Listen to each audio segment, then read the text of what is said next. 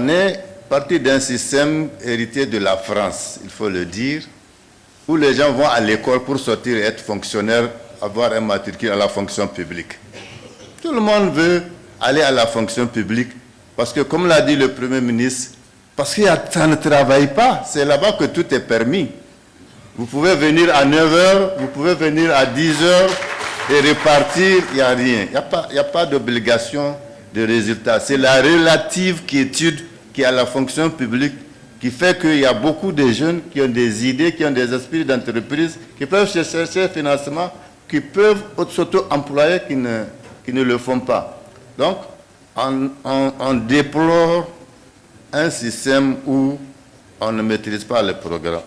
On déplore un système où les partenaires de l'école, d'abord vous avez les enseignants, vous avez les programmes, vous avez les parents. Chacun, à son niveau, a plus ou moins démissionné. Le parent pense que parce qu'il a inscrit son enfant à l'école, c'est fini, le reste, c'est le travail de l'enseignant.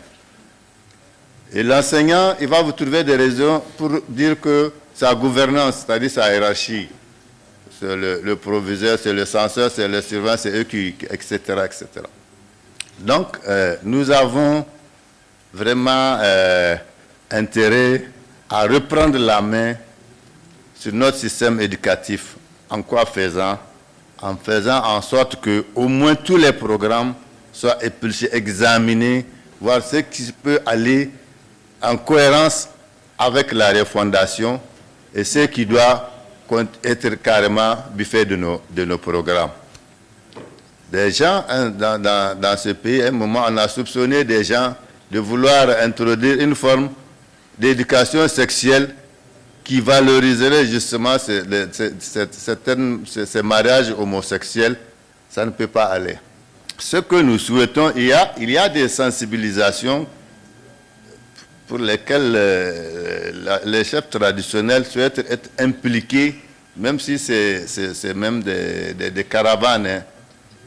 Maintenant, la vie des enseignants, souvent vous les retrouvez, ils sont confrontés à des difficultés matérielles, comme le ministre a dit, hein, parce que l'enseignant, c'est le devoir d'exemplarité.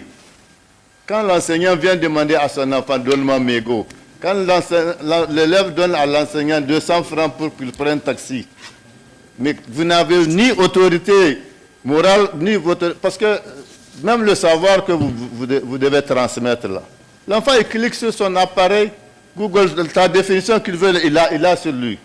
Donc, vous n'avez ni l'autorité, parce que vous êtes expert, que lui apprenez quelque chose, mais vous devenez son sujet parce qu'il vous achète à fumer, il vous achète les frais de taxi, ça ne peut pas aller.